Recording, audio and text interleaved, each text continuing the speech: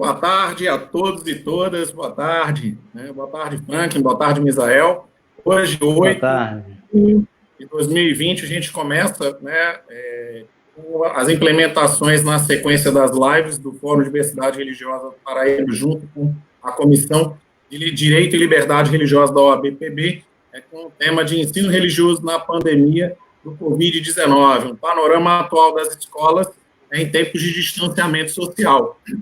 E conosco hoje está o professor Misael, né, que é o coordenador da Divisão de Ensino Religioso de Bahia, que vai estar com a gente nessa troca de informações, de como é que está o ensino religioso lá na cidade de Bahia e como é que são, né, essas colocações via Secretaria de Educação, via professores, como é que a gente está em Bahia sendo bem quistos, né, dentro da questão do ensino religioso. Então, gostaria que vocês se apresentassem para o pessoal. Fiquem à vontade. Franklin, quer começar? Pode ficar à vontade. Eu acho que o professor Misael está um pouco tímido, então eu vou tomar a dianteira. O meu nome é Franklin Soares, eu já participei de outras lives aqui, a convite do Fórum Diversidade Religiosa PB. Eu presido a Comissão de Direito e Liberdade Religiosa. E, para nós, a preocupação sobre como está sendo administrado o ensino religioso, especialmente em uma época de distanciamento social, onde os alunos estão, entre aspas, um pouco mais longe dos professores, né? Não há aquele contato mais próximo, mas apenas um contato virtual. A nossa preocupação de como ele está sendo administrado, certo? Como é que essa informação ela chega até o aluno, como é que os alunos eles estão sendo atendidos, enfim. Tem uma série de limitações que, com o tempo, com o curso da nossa live, a gente vai explorar. Ok. Eu sou o professor Misael e é sempre bom tratar a respeito do ensino religioso.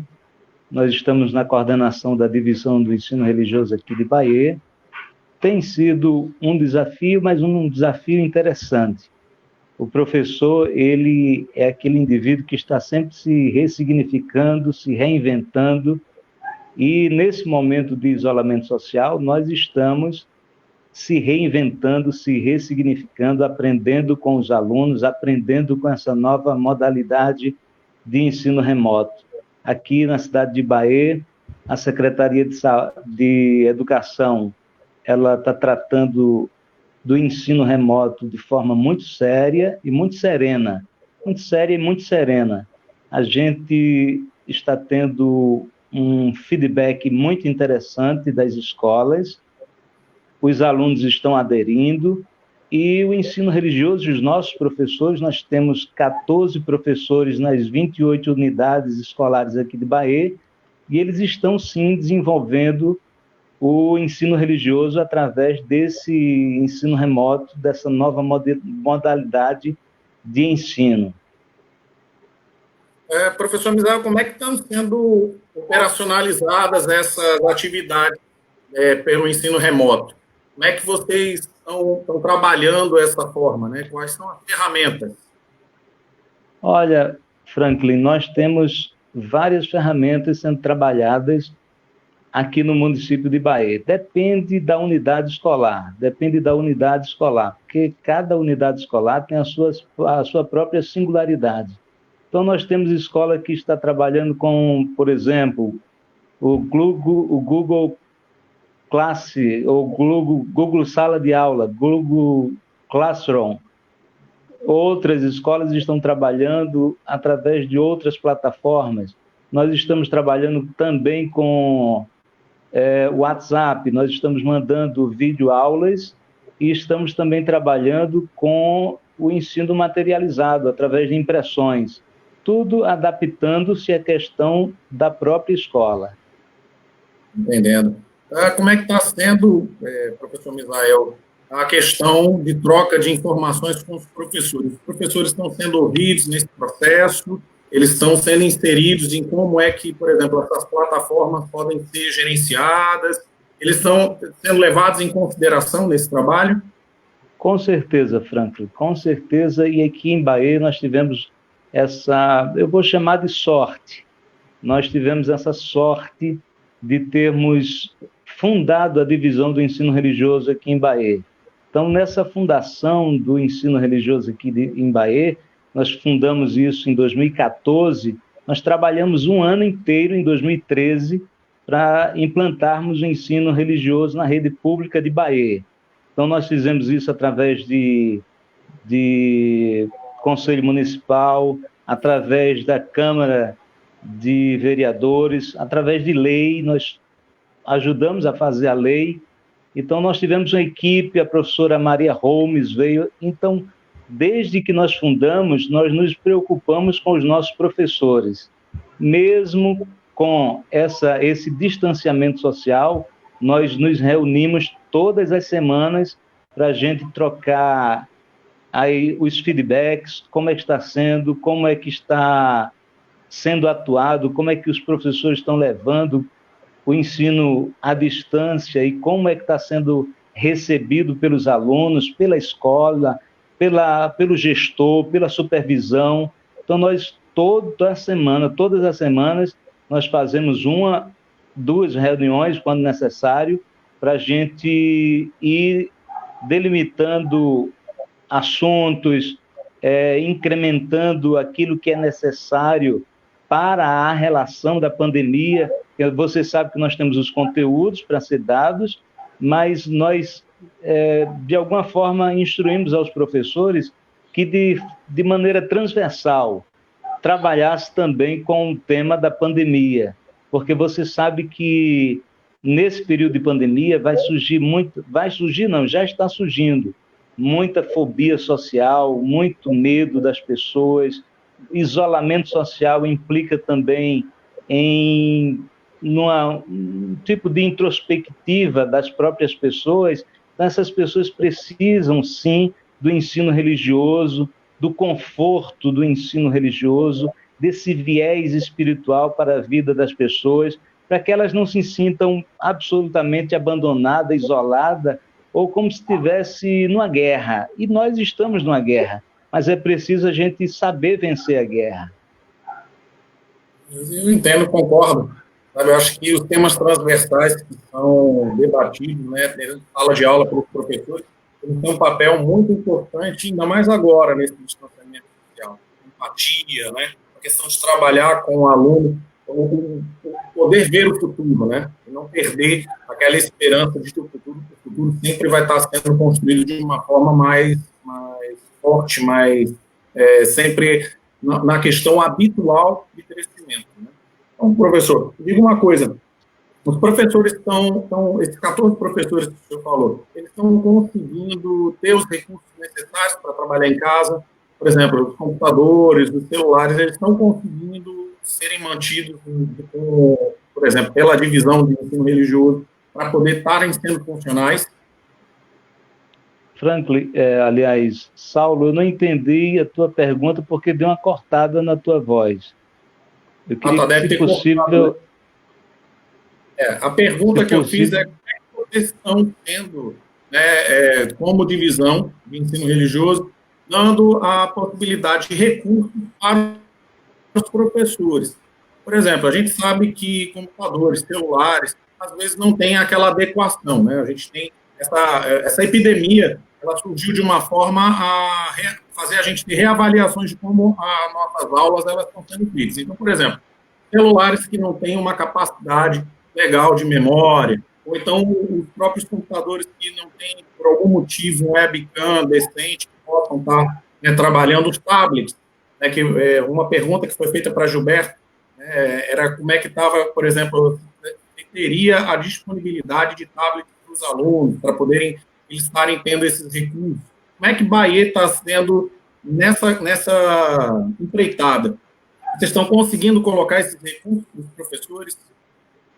Olha, Saulo, a Secretaria de Educação de Bahia ela está dando todo o suporte tecnológico no que diz respeito à internet.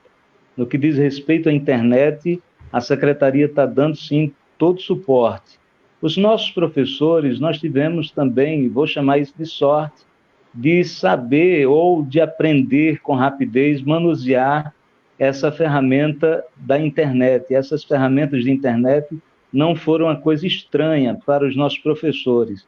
Agora, claro, nós sabemos que os alunos, os nossos alunos, eles têm sim dificuldades em relação à questão da disponibilidade de celular, disponibilidade de notebook, de tablet, e isso às vezes dificulta um pouco a questão do 100%. A gente queria fazer o 100%, né? Mas isso dificulta os 100%. Mas no tocante aos professores, sim, nós estamos dando todo o suporte, nós estamos trabalhando com eles.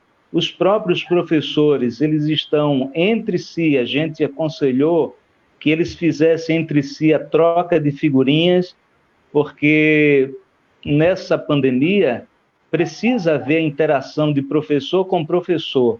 Então, às vezes um professor ele tem uma dinâmica muito interessante e ele pode passar a transferir esse conhecimento, essa dinâmica para o outro professor, facilitando o acesso à educação do ensino religioso para todo o sistema. Eu tenho uma pergunta para o professor Misael.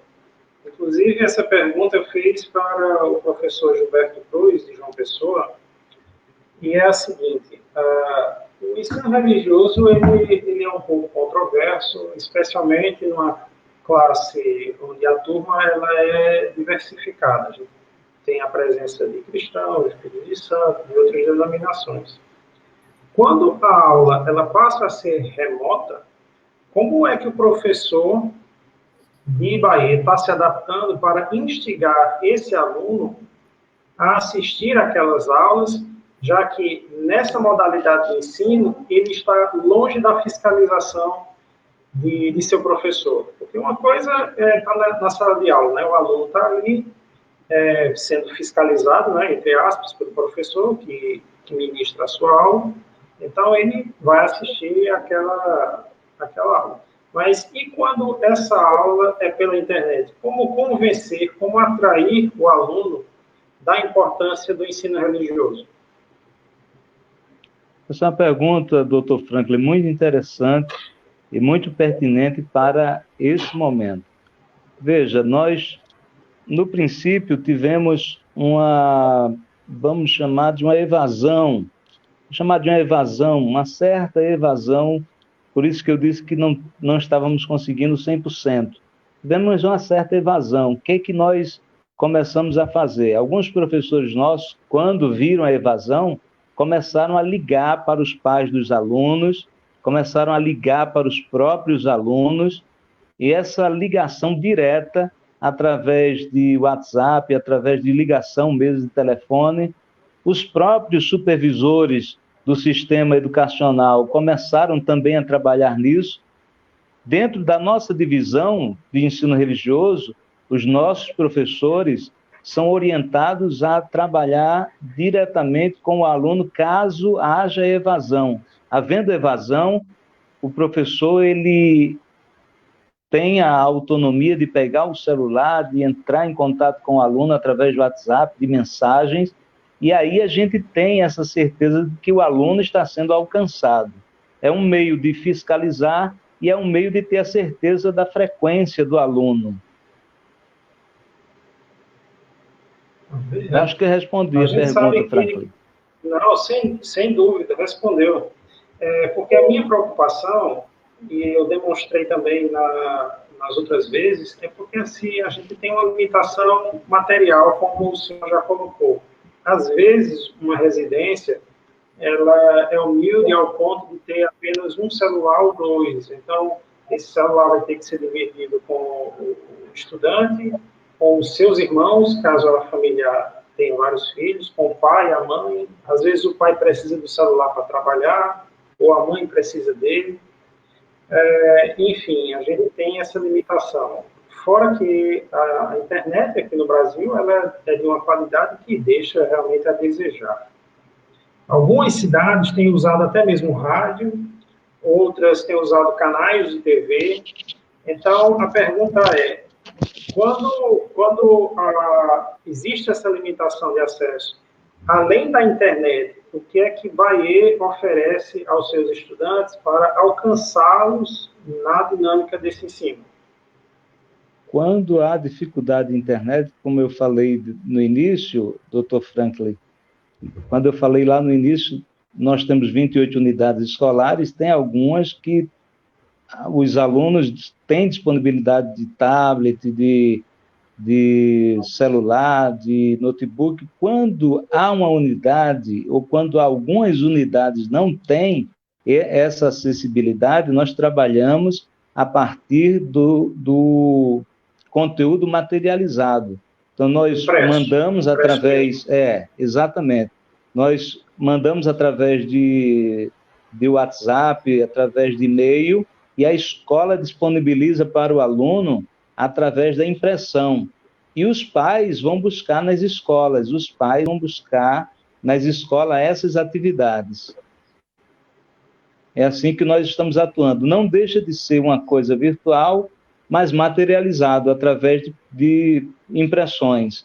Essas impressões são devolvidas para a escola, para a supervisão, para o professor do ensino religioso, e a gente continua nessa interação entre professor, sala de aula, ou entre aspas, né, sala de aula entre aspas, professor, escola e alunos, e famílias. A gente aprendeu, quando a gente vai aprender a respeito da educação, a gente sabe que a educação ela não está relacionada só à sala de aula, ela não só está relacionada às quatro paredes, ela é extramuros, e nós estamos percebendo isso muito mais agora, nessa pandemia, que a educação é realmente extramuros. Então, essa pandemia, de alguma forma, aproximou o aluno da escola, da família, a família da escola, a família dos professores. Houve essa aproximação, de forma virtual, mas houve sim essa aproximação. Deixa eu só falar para o pessoal que está assistindo a gente, né? Se alguém quiser fazer alguma pergunta, fique à vontade. É só usar os comentários, né, no Facebook, fazer a pergunta ali e a moderação envia para a nossa tela para que o professor Misael ou o Franklin possam responder. Tá? Então, fiquem à vontade, quem está assistindo a gente, e usar, né, as ferramentas para poder estar nesse tete-a-tete com a gente. Professor Misael, me mate uma curiosidade com relação à questão psicológica, né, dos professores. Como a gente conversou com o professor Gilberto, a preocupação também da gente é de como é que o sistema educacional ele está tratando os professores que são entidades vivas, são seres humanos, que estão no meio da pandemia, né, e, por exemplo, também sofrem com angústias, estão com medo do próprio vírus. Vocês estão tendo alguma ferramenta que está dando para esses professores um suporte psicológico? Porque a gente verificou junto com o Gilberto aqui em João Pessoa que existe uma escuta solidária, né? Me corrija se eu estiver errado, viu, Frank? Mas eu acho que o nome é esse, escuta solidária. Vocês estão tendo esse mimo com os professores, essa preocupação também? Não só com os professores, mas com as famílias também, né? Os alunos, os pais. Tá? A nossa divisão, aí eu vou falar pela nossa divisão, Saulo. A nossa divisão tem, sim, essa humanização com o professor. Nós nos preocupamos com os professores. Então, nós estamos em constante contato com os professores, sabendo das suas necessidades, das suas dificuldades. Alguns, por exemplo, tiveram problemas de saúde, outros, as famílias foram acometidas também da Covid-19, e nós estamos sempre atentos a essa questão da humanização, dessa humanização, e também trabalhando a questão do psicológico do professor, sempre aconselhando, sempre dando aquela palavra de esperança, aquela palavra de ânimo, aquela palavra de que vai passar, e que vai passar mesmo. Que essa pandemia não veio para ficar, vai passar, as coisas vão ser normalizadas, e sempre em contato com os professores. Quando a gente sabe que algum deles está com algum problema, a gente liga pessoalmente, a gente manda uma mensagem, a gente procura saber como é que o professor está, porque isso importa, isso é importante. Estou entendendo, professor. Agora, com relação ao conteúdo que está sendo implementado por esses professores, né? Eles são só a título de revisão ou vocês estão adiantando as matérias, estão fazendo o conteúdo ser progressivo? Saulo, a princípio, como a gente iniciou, a gente fez um tipo de revisão, sim.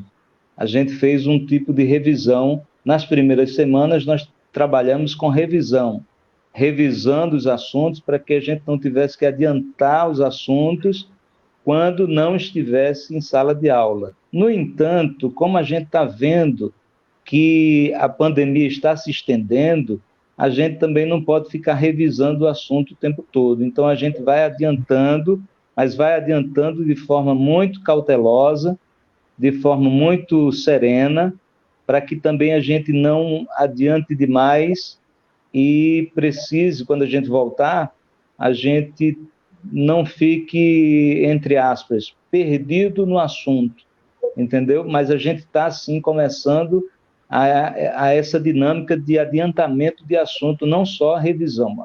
Essa etapa de revisão, ela já passou.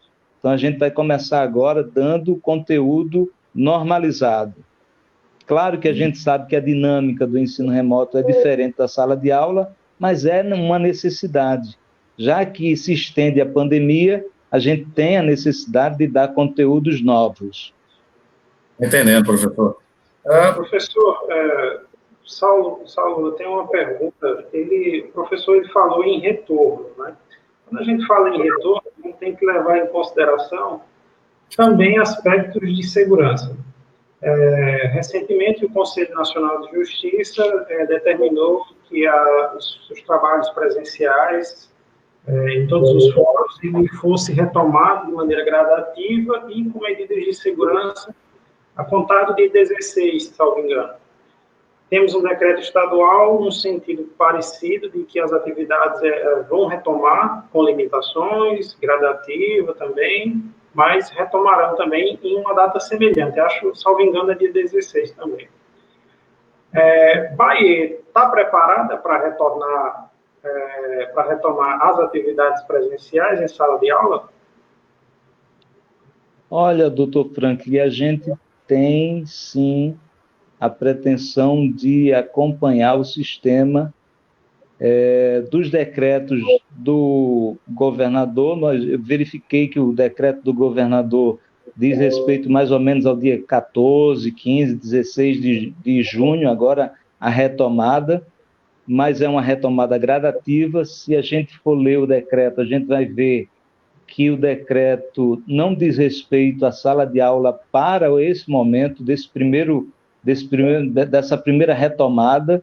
Ela vai adiantar um pouco. Essa retomada definitiva, pelo menos nesse decreto atual, vai dar-se lá para o mês de setembro. Nós não sabemos exatamente quando nós vamos voltar, mas sim, nós estaremos prontos para retomar. Assim que desse o sinal verde para a gente retomar, estaremos prontos, preparados, com todos os cuidados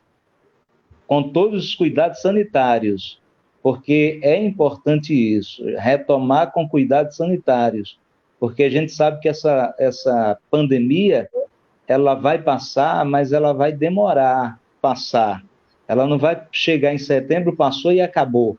A gente sabe que os resquícios dela vai continuar por algum tempo, e a gente precisa tomar os cuidados sanitários necessários para que não haja contaminação nem de professor, nem de aluno, e que todos estejam aprendendo e ressignificando esse contexto educacional com a saúde, com a questão da saúde. A saúde é interessante, é importante. A educação é importante, mas a educação com saúde.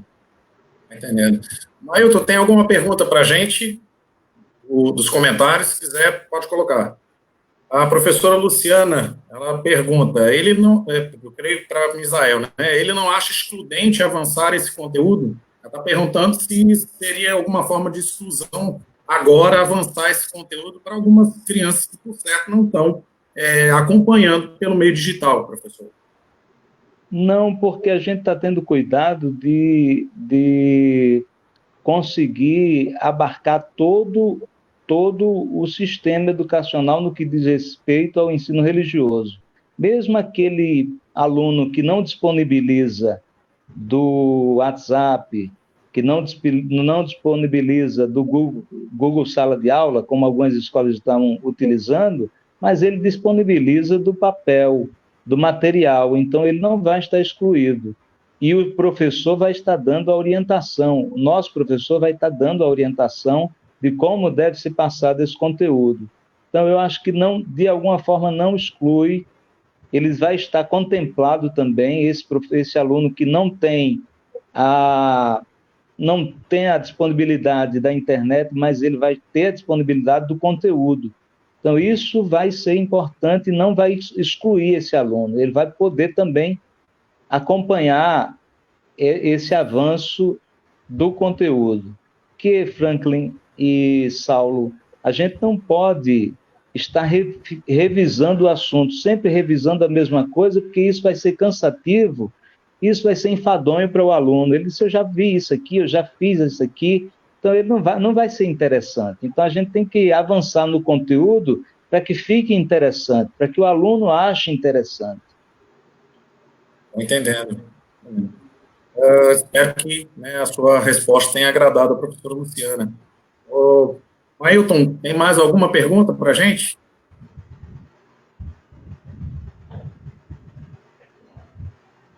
Ailton? Pronto. Esse rapaz eu acho que eu conheço, Jorge Ferreira Ribeiro. Acreditam que essas aulas EAD irão ficar para sempre? Eu creio que seria bom a gente até dividir e explicar o que é o sistema EAD e o que é o sistema remoto, né, de aulas remotas. Essa foi uma das principais, digamos assim, fogo na palha do professor Gilberto, né, porque muita gente criticou a não separação do ensino remoto do ensino EAD e explicar, né, para as pessoas que estão assistindo, que às vezes são pais dos alunos, são alguns alunos também, que eles não entendem a diferenciação do ensino remoto para o ensino EAD. Por favor, professor, fique à vontade. Olha, o sistema EAD é parecido com o sistema remoto de ensino, mas há diferenças.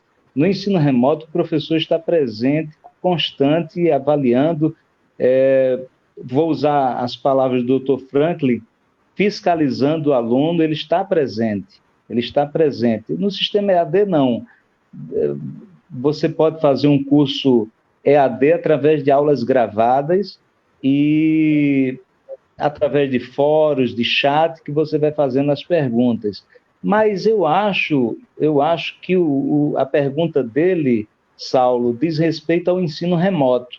E eu acho que talvez ele não permaneça, mas seja importante que a gente continue, de alguma forma, utilizando essa ferramenta, essa nova ferramenta, não para dar aulas, mas para complemento de aulas, para complementação de aulas, para complementação de conteúdos. Eu acho que é uma ferramenta importante que surgiu para o sistema educacional. Eu acho que não do ponto de vista integral o sistema remoto, mas do ponto de vista que seja utilizado como um recurso a mais para o ensino. Eu acho que sim. Eu acho que a pergunta dele diz respeito ao ensino remoto. E eu acho que esse ensino remoto, ele vem para permanecer não de forma integral, mas de forma subsidiária, para que a gente possa subsidiar o aluno com conteúdos e etc. Eu acho que é uma ferramenta a mais para o educador. Sim, concordo, né? Eu acho que como diz o velho mote, né? Não tem um mal que não faça um bem. Então, por exemplo, os professores não estavam nunca nessa questão de vamos dar aulas remotas para poder ajudar com o conteúdo. E calhou dessa pandemia acontecer e vocês têm que se reestruturar de uma forma muito positiva, né? A gente acompanha isso agora na sua fala, acompanhou isso também com o professor Gilberto, né? Então, é uma ferramenta que trouxe para vocês uma dinâmica diferente, difícil, mas e ela acaba trazendo muito mais para o aluno, né, dando muito mais a ele um suporte. Então, vocês estão de parabéns por estarem domando essas ferramentas. Tá? Franklin, você tem mais alguma pergunta? Eu tenho, porque a pandemia ela ensinou as pessoas, a todas elas, todos os setores, uma nova maneira de enxergar o mundo. Inclusive, em meu trabalho de pós-graduação, eu falo de uma instrumentalização tecnológica do Poder Judiciário, e que a gente está vivendo isso. Né? Processos judiciais onde a intimação é feita por WhatsApp, onde a juntada de documentos é feita pelo Google Drive, pelo e-mail. Isso é uma realidade. Sem dúvida nenhuma, quando a pandemia passar, a gente vai ter um mundo diferente. E essas inovações, elas permanecerão, pela qualidade e eficiência que demonstraram nesse período de crise. Então, o que é que Bahia, certo? O que é que a Prefeitura, o que é que a Secretaria de Educação pretende conservar dessas medidas que estão dando certo para o pós-pandemia? Como eu te falei, né, Dr. Franklin, aquilo que a gente aprende e pode utilizar para o bem, para melhorar o ensino, isso a gente vai utilizar e deve permanecer. Então, a Secretaria de Educação, como um todo, aí eu estou falando como um todo, em nome da Secretaria de Educação, o setor pedagógico pensa, assim como eu estou falando para vocês, de utilizar, de continuar utilizando esse recurso de ensino remoto para subsidiar o aluno. Não, claro, para ser o ensino integral, mas para ajudar nesse incremento a mais dessa modalidade de ensino remoto. Então, através do WhatsApp, através do Google Sala de Aula, através dessas ferramentas novas utilizadas, nós vamos permanecer com elas não para o ensino integral, mas para o ensino subsidiário. Eu acho que vai ser importante e vai permanecer, sim.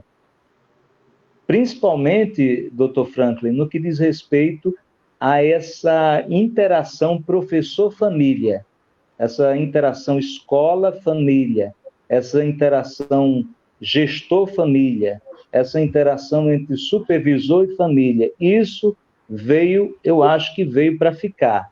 Eu acho que veio para ficar. E como as famílias têm reagido a essa questão? Como é que as famílias, principalmente a dos menos adaptados à tecnologia, como é que elas têm encarado tudo isso? Algumas famílias, Dr. Franklin, elas têm encarado de forma estranha, muito estranha, porque, como você mesmo disse, né, como tem comunidades carentes que não têm habilidade com a tecnologia, estão encarados com muita dificuldade no que diz respeito a essas famílias que não têm WhatsApp, que não têm celular, ou que tem um celular para toda casa, e às vezes tem uma casa que tem 5, 6 pessoas que utilizam o mesmo celular. Isso sim é uma dificuldade sim, mas para aquelas famílias que já utilizam celular e já estão mais... As escolas de Bahia, elas não são unificação ou padronização geral no que diz respeito à clientela, vou chamar de clientela. A clientela de alunos e a clientela de pais são diferentes de bairro para bairro. Então, há pais que receberam esse ensino remoto de forma normal, de forma fácil. Eu acho que eu estou tentando fazer vocês entenderem da maneira que eu estou pensando, de forma fácil, para tratar com os alunos, para passar para os alunos. Aceitaram com maior naturalidade, é isso mesmo. Aceitaram com maior naturalidade. Esses que já são acostumados a mandar WhatsApp, Facebook, Instagram, esses estão recebendo essa novidade de ensino remoto com maior facilidade. Aqueles que não têm essa habilidade, essa habitualidade de trabalhar, eles sentiram, sim, dificuldades. Mas a Secretaria de Educação está trabalhando também em relação a isso.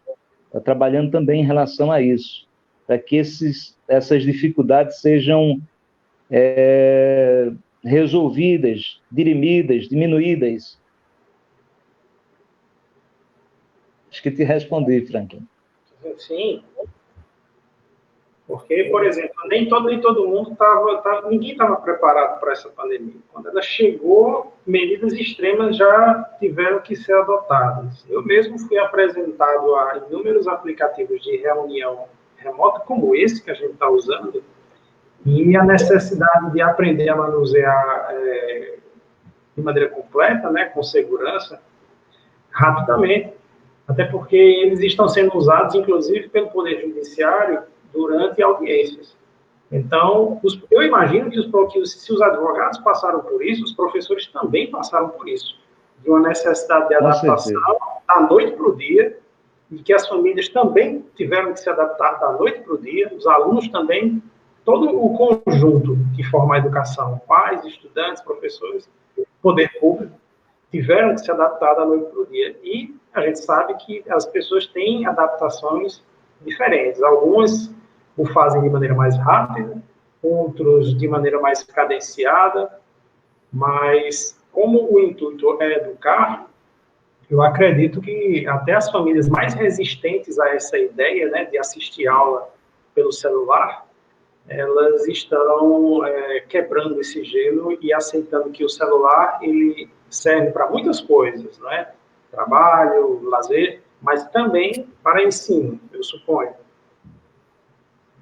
Perfeitamente. Uma coisa curiosa, Franklin, é que eu tenho observado os relatórios em relação a essa aceitação dos alunos, das famílias, e ela está numa aceitação muito interessante. Não tem dados maquiados. Então, veja, não tem dados maquiados e tem escolas que a gente consegue 90%, cerca de quase 90%.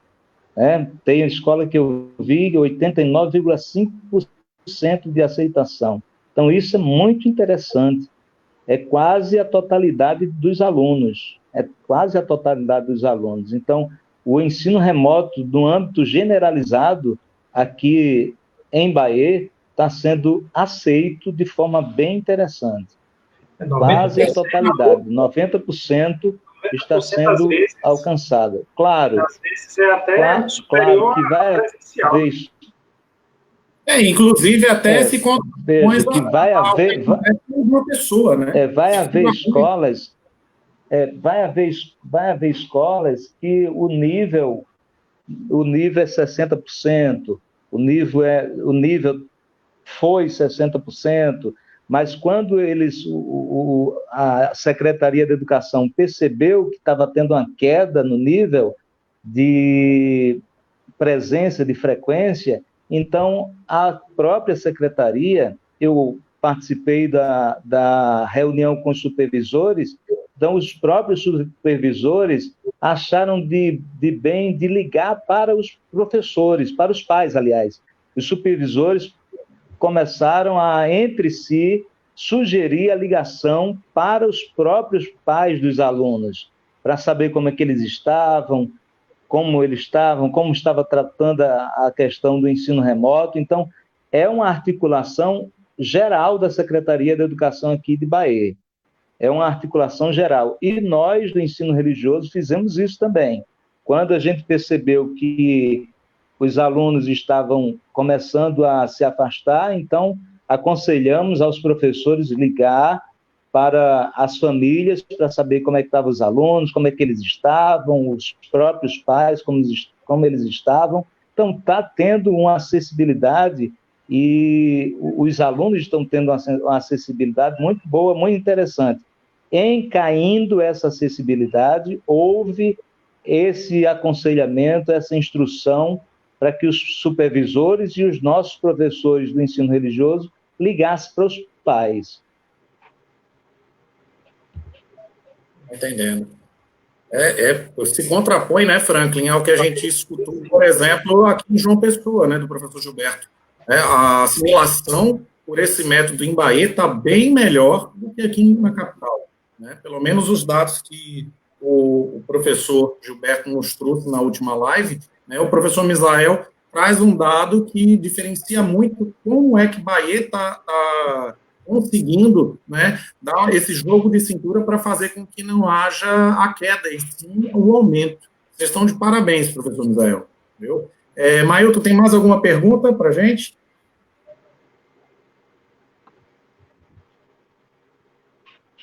A professora Luciana, de novo, Luciana Maria está perguntando, como estão fazendo com os alunos do AE?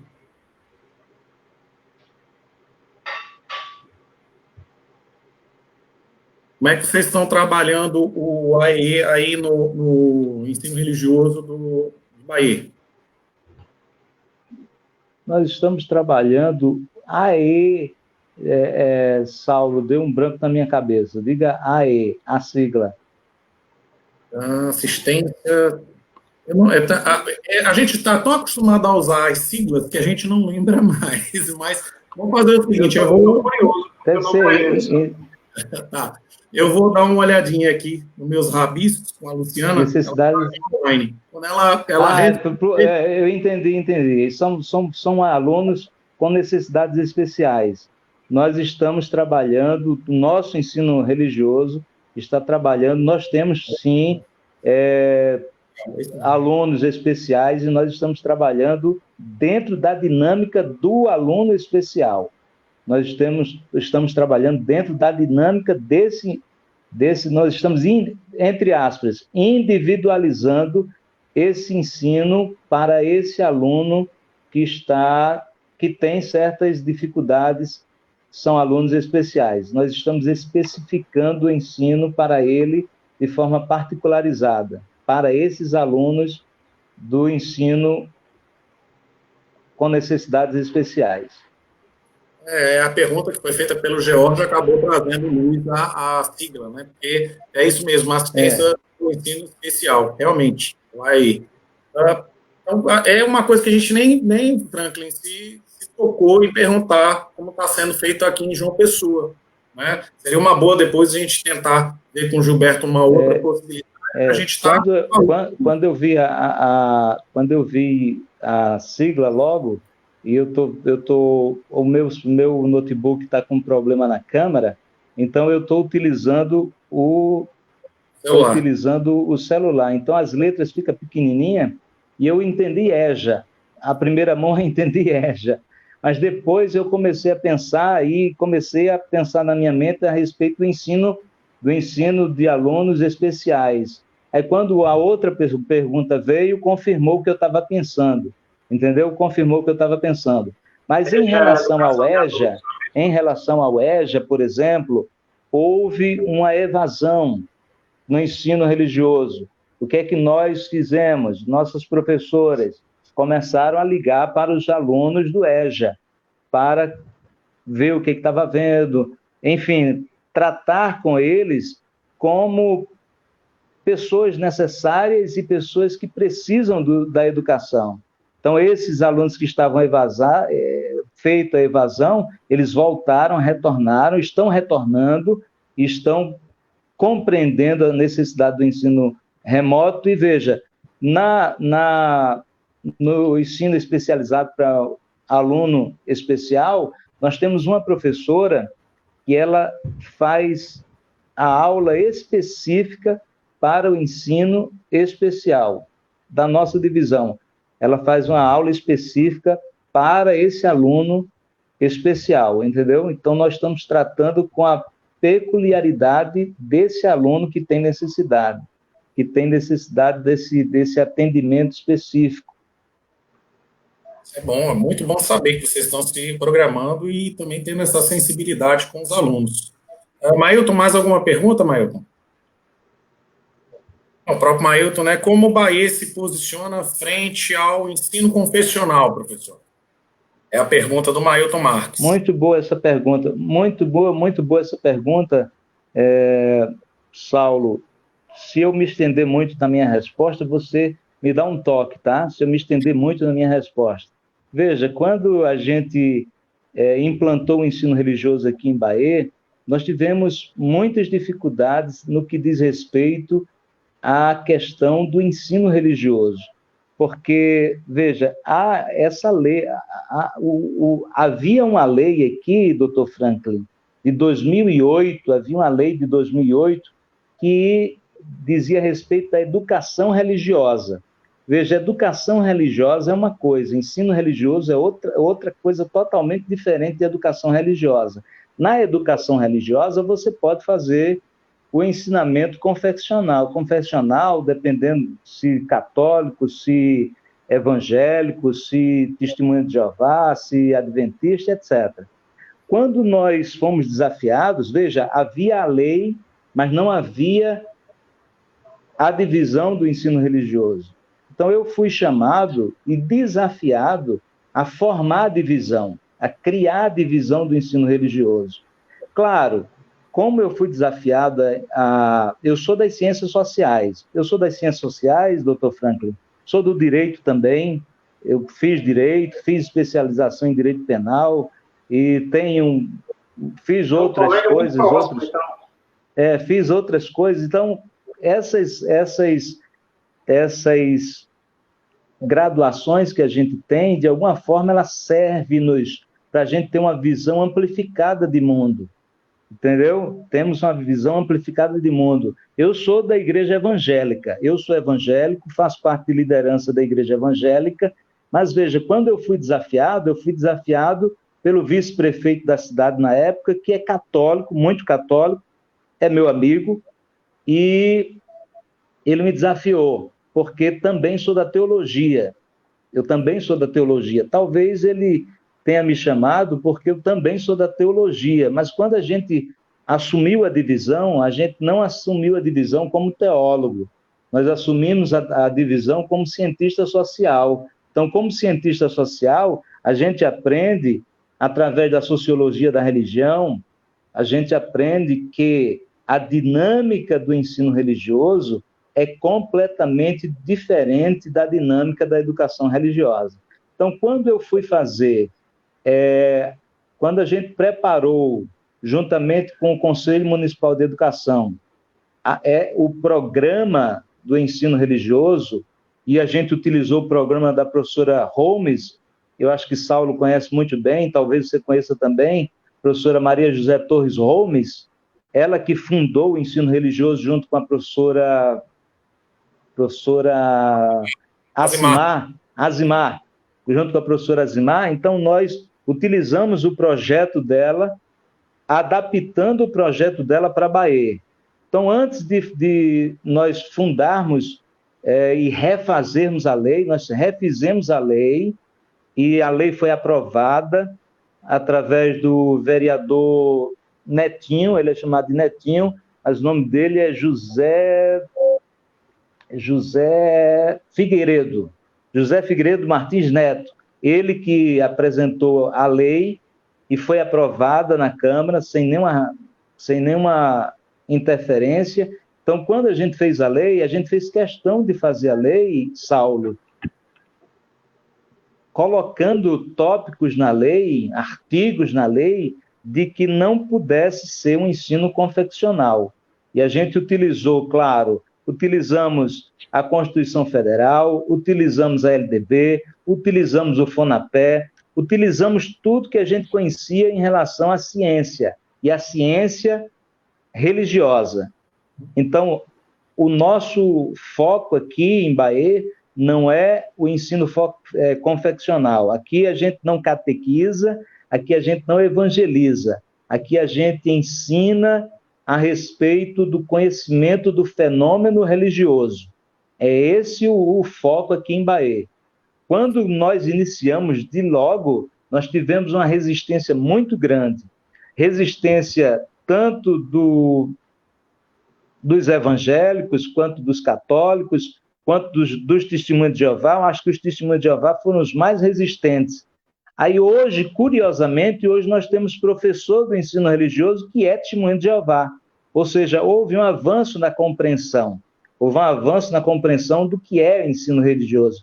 Então, aqui não, nós não fazemos o ensino religioso confessional, nós fazemos o ensino religioso científico, o ensino religioso tratando a respeito do fenômeno religioso, através dos eixos temáticos, das teologias, dos etos, dos ritos, dos textos sagrados, enfim, nós trabalhamos em cima desse conteúdo que são os eixos temáticos do ensino religioso. Nada de fazer proselitismo, nada de fazer evangelização, nada de fazer catequização.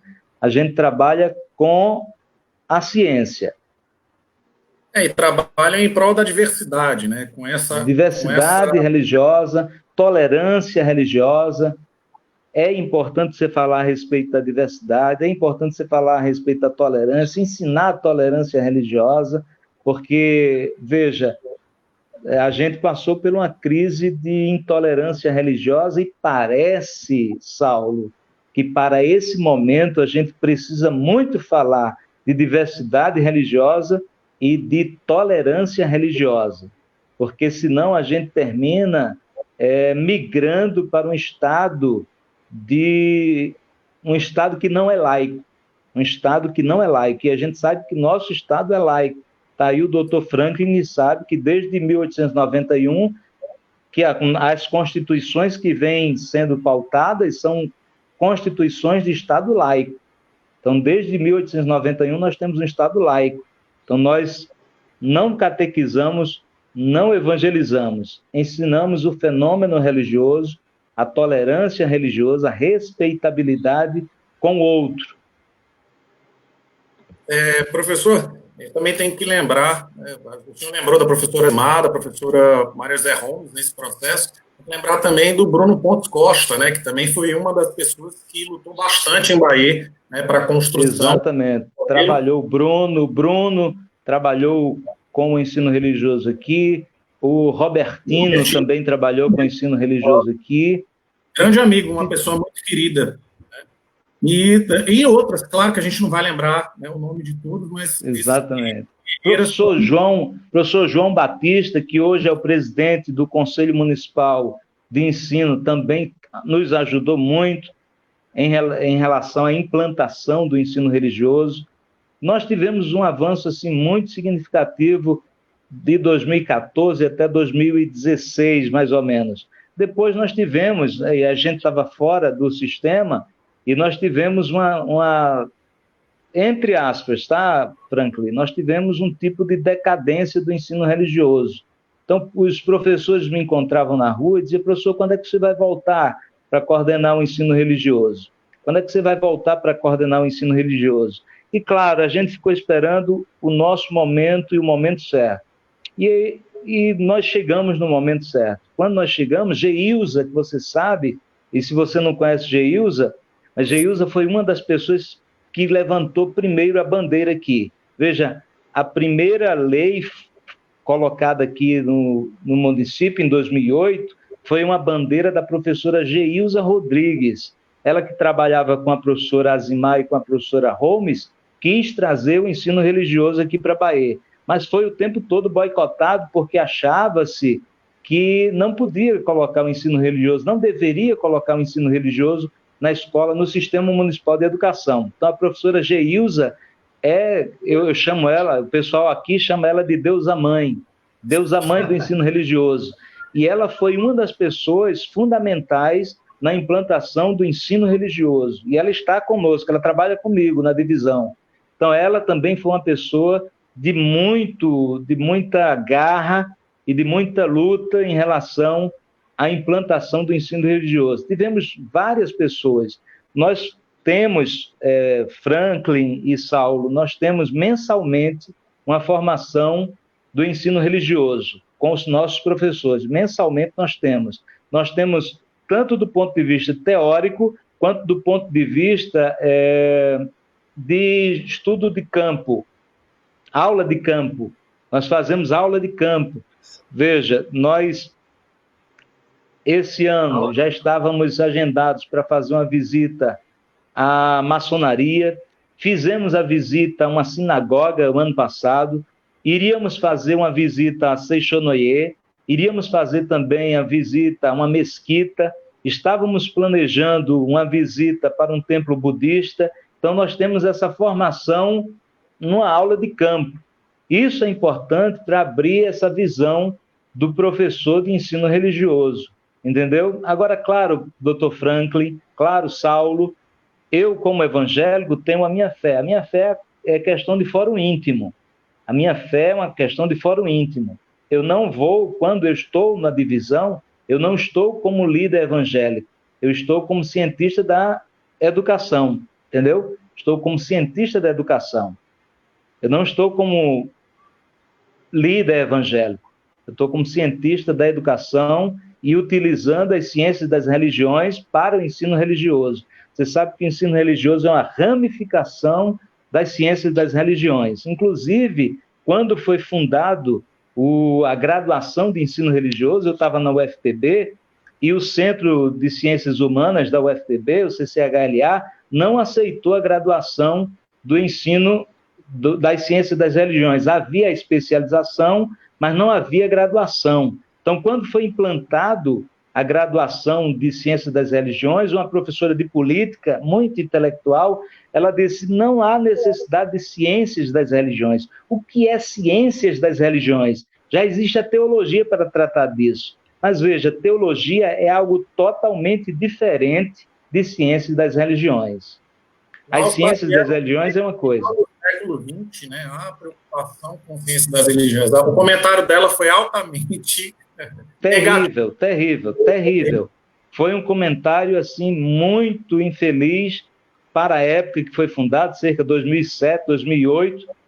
Ela teve um comentário muito infeliz. Então, o CE abraçou a causa e o ensino e as ciências das religiões está formando aí cientistas das religiões com esse braço no ensino religioso.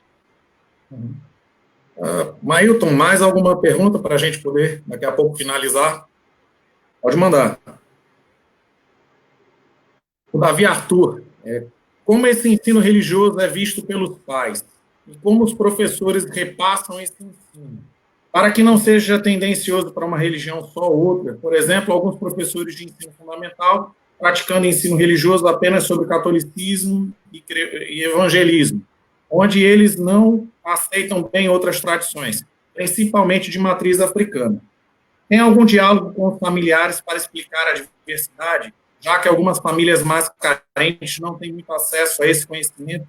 E não dá para ler o restinho, né? Mas, Davi, creio que o professor Misael já tenha, nessa explicação do ensino religioso, falado grande parte do que você está perguntando. No início, Saulo, no início a gente teve muita resistência, mas depois que você começa a fazer o aluno entender e os pais começam a entender também a dinâmica do ensino religioso, eles entendem que nós tratamos do fenômeno religioso.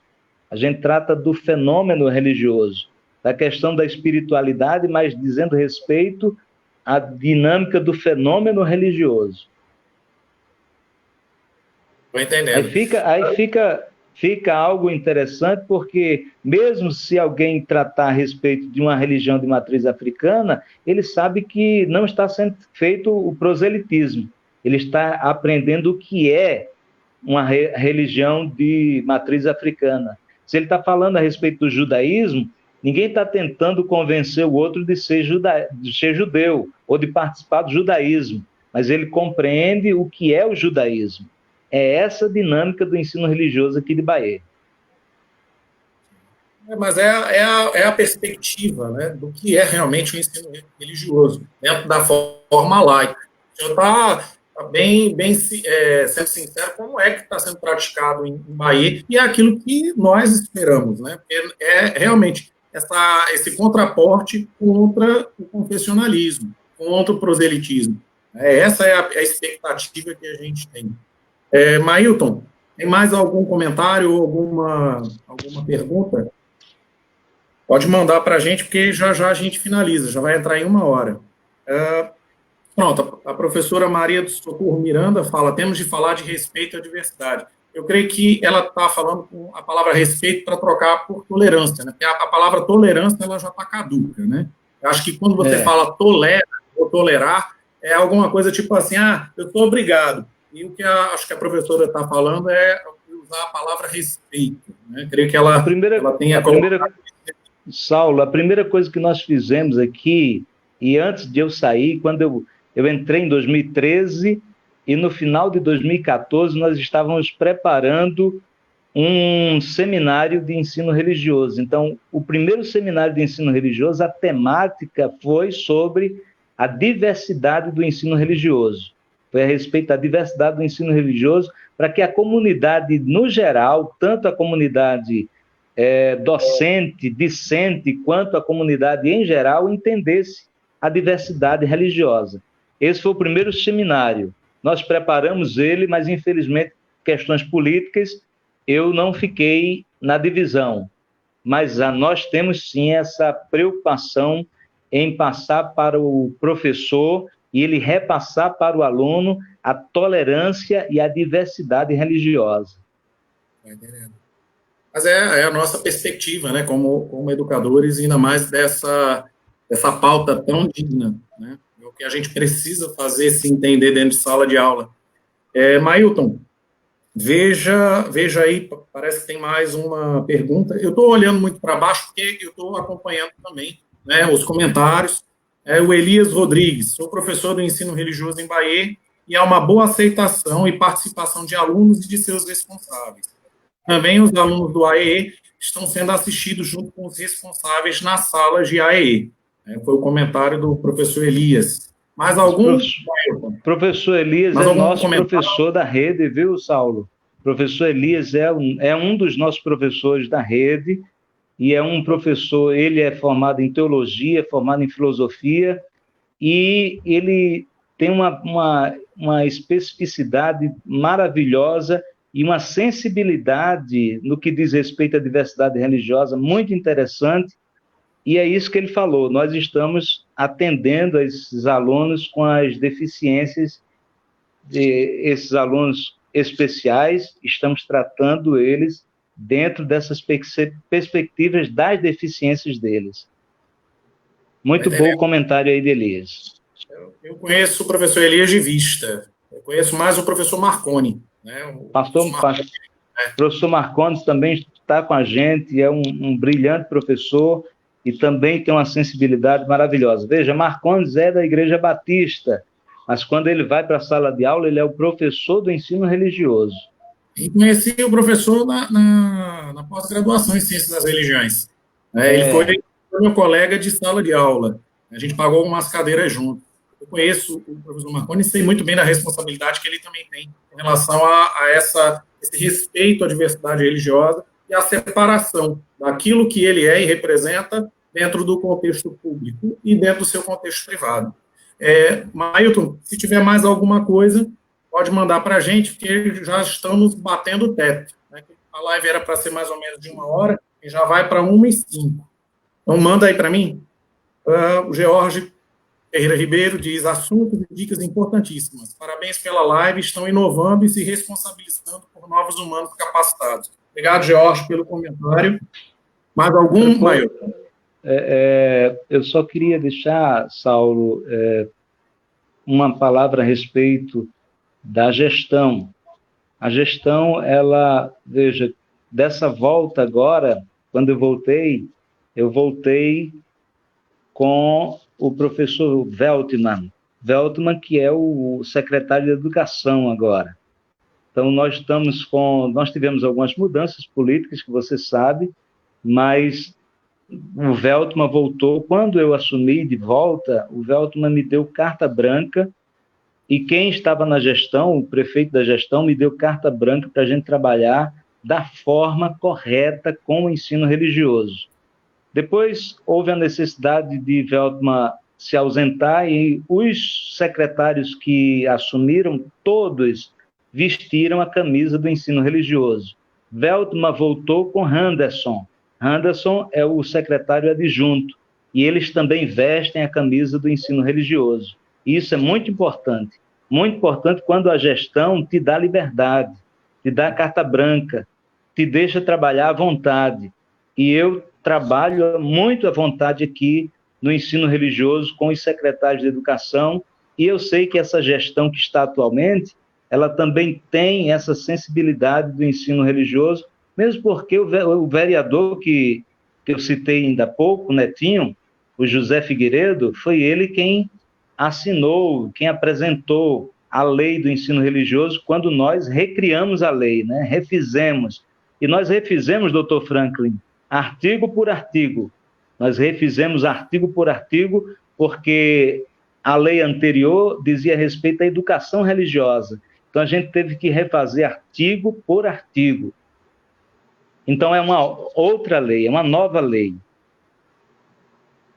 É uma atualização para os tempos modernos, né? Trouxe a lei para o século XXI. É verdade. Sim. Com certeza. Mailton, tem mais algum para a gente poder encerrar, fazer as considerações? E falando no professor Marconi, olha só. O professor Marconi vai falar: sou um professor de ensino religioso do Bahia. Na minha escola tem uma equipe que adapta as atividades para os alunos especiais. É aquilo que a gente já havia, né, comentado de como é que está sendo o AEE, e o professor Marconi também reforça, né, essa prioridade de vocês. Mailton, se não tiver mais nenhum outro comentário ou outra pergunta, né, creio que você já pode botar na tela, se tiver, tá certo? Já está dizendo aqui para mim que não tem. Então, queridos, vocês querem fazer as considerações finais para a gente terminar essa live maravilhosa? Pode começar, professor Franklin.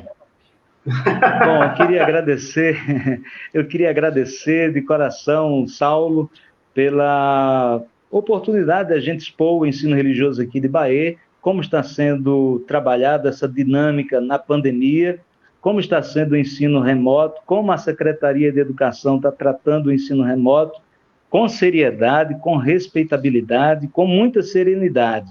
E queria agradecer e parabenizar a você e ao Dr. Franklin por essa live importante, porque é importante, sim, divulgarmos o que a gente tem feito e a importância da diversidade, da tolerância das religiões aqui no Brasil, na Paraíba, em Bahia. Nós aqui ficamos gratos, professor. Franklin, sua vez, Franklin. Eu agradeço o convite, certo? E eu fiquei muito, como é que eu posso dizer? Muito animado com essa ideia das aulas de campo, as aulas que acontecem fora da sala de aula, que acontecem mostrando aos alunos os templos das outras religiões. Eu fiquei muito entusiasmado com a ideia, confesso, e também eu não tinha visto em lugar algum, certo, essa iniciativa, certo? A Prefeitura de Bahia está de parabéns, o professor Israel Gomes também está, certo? E eu me permito até um pouco de tietagem, né? Eu adoraria presenciar, participar de uma dessas aulas, certo? Onde o alunado ele se deslocaria de sua sala de aula, daquele ambiente mais costumeiro, e ele seguisse para um tempo aprender um pouco mais da prática, como se fosse uma extensão com aqueles religiosos. Eu adoraria Dr. Franklin, uma observação só. Essa aula de campo que a gente faz, essa formação, é com os nossos professores.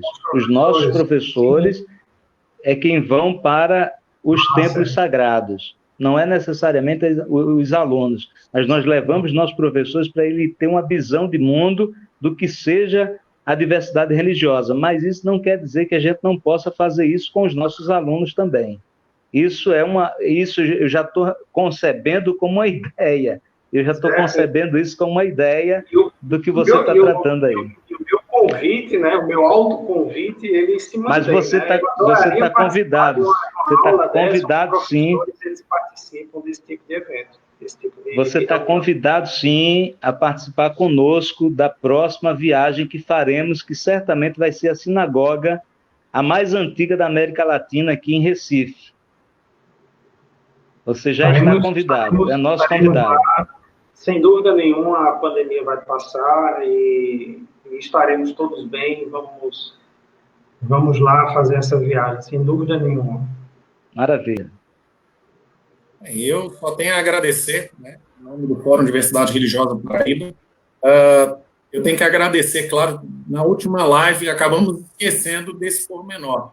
Quem está assistindo, né, geralmente são os professores de ensino religioso, de Cabedelo, de Bahia, de Natal, daqui de João Pessoa. Então, a gente tem que agradecer o carinho desses professores. E, querendo ou não, a troca de informações com o professor Misael é muito importante. E quando eles escutam como está sendo feito em outra cidade, eles levam essa informação para a sua cidade para tentar ter uma melhoria. Eu creio que essa live ela tem ajudado bastante no entendimento de como o ensino religioso, nesse tempo de pandemia, e antes até, está sendo feito em Bahia, né, porque são poucas as informações que a gente tem, às vezes, de troca. Né, a gente, às vezes, com o tempo corrido, a gente não tem esse tempo para estar conversando com o professor Misael, conversando com o professor Antônio, e estar tecendo essa teia de informações. E essa pandemia acabou ajudando a gente nessas lives para aprofundar e ter esse entendimento, né? Eu quero agradecer Saulo, só para fechar, só para dar mais uma informação interessante da nossa dinâmica aqui do ensino religioso, quando nós começamos, Dr. Franklin, nós fizemos várias pontes com outros estados e outras cidades. Nós tivemos em Juiz de Fora é talvez o curso mais antigo de Ciências das Religiões. Nós conhecemos pessoalmente o professor Faustino. O professor Faustino é um dos que encabeçam, eu acho que ele é coordenador das Ciências das Religiões, da pós-graduação em Ciências das Religiões na Universidade de Juiz de Fora. E quando nós apresentamos, Fausto Faustino, eu acho que é alguma coisa assim o nome dele, nós tivemos em Juiz de Fora, em Minas Gerais, e até os professores do estado de Minas Gerais se surpreendeu com a metodologia que a gente estava aplicando aqui. Estivemos também em Belém do Pará, estivemos também em Pernambuco, estivemos em outras cidades, e foi muito significativo. E é esse pensamento que nós voltamos com esse pensamento, com essa proposta, com essa perspectiva, de levar os nossos professores para esses eventos, para publicar o que nós estamos fazendo aqui em Bahia, publicar através de artigos científicos, através através de apresentação oral. Isso é importante para a academia, isso é importante para o crescimento acadêmico do próprio professor. Nós temos essa visão de crescimento acadêmico em relação ao ensino religioso aqui de Bahia. Tá? Obrigado, Saulo, mais uma vez. Obrigado, doutor Franklin. E vou parar, porque senão eu não paro, não. É muita pilha para falar. Eu vou fazer uma última ressalva. O senhor pode também estar utilizando a rede de lideranças religiosas e religiões que compõem o Estado. Então, por exemplo, você não precisa ir lá para Recife, para a sinagoga. Aqui tem o Centro Israelita com o Hugo Borges. Você não precisa ir para fora do Estado para poder conhecer um templo budista. A gente tem aqui em Campina Grande, Monjicô. A gente ia para ele mesmo, para Campina Grande mesmo. A gente ia para o de Campina Grande. Está ajudando vocês nisso, né? Eu acho que o que a gente pode estar de troca dentro do Estado é mostrar para vocês também a diversidade dentro da própria casa. Vocês não precisam ir para fora, não. É importante, com certeza. Mas esse alinhamento nosso aqui, Saulo, vai dar o que falar. A gente vai conseguir fazer muitas coisas boas aqui com o Dr. Franklin e com você. Com certeza, menor, com certeza. A gente tem perspectivas para ajudar vocês no projeto de formação continuada. É trazer esse pessoal para conversar com os professores tete a tete e não viver de achismo. Vocês têm que conversar com pessoas que são da fé para vocês tentarem entender e levar isso para os alunos de vocês. Tá certo? Então, eu tenho que agradecer ao tempo despendido de vocês. Eu estou vendo aqui alguns comentários na live e o tempo é pouco. Mas, olha, vocês não têm ideia de como é difícil a gente conseguir a agenda. Aí, ó, professora Maria Socorro Miranda, devia demorar mais. Mas não dá, não tem condições da gente fazer uma live também muito comprida, porque os formatos que a gente tem, né, são de 1 hora. né? A gente precisa também colocar isso nas nossas redes sociais. E quando ultrapassa muito de 1 hora e meia, a gente acaba tendo dificuldades, porque vai ter que cortar, vai ter que editar. Então, a gente tentou o formato de 1 hora para poder bombardear vocês de informação, claro, com qualidade, e com 2 figuras excepcionais sempre, né? O Franklin já é prata da casa, não preciso rasgar a seda para o Franklin.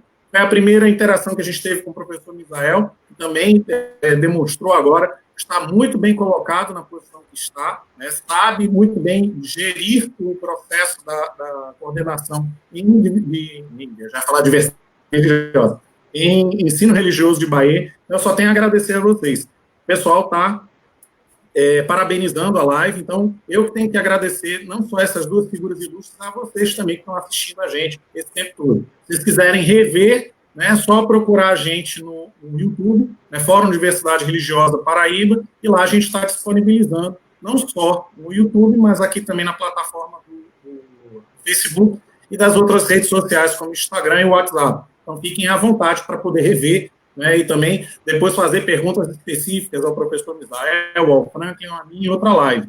E que alguém perguntou quando vai ser a próxima, a gente está com o calendário já fechando com o pessoal do Estado, e assim que a gente tiver a agenda, que todo mundo possa sentar junto, a gente vai ver como é que o Estado da Paraíba está trabalhando o ensino religioso nos tempos de pandemia. Obrigado a todos vocês, muito obrigado de coração, e assim, vamos para frente, porque a estrada é longa e o trabalho não para. Obrigado, queridos.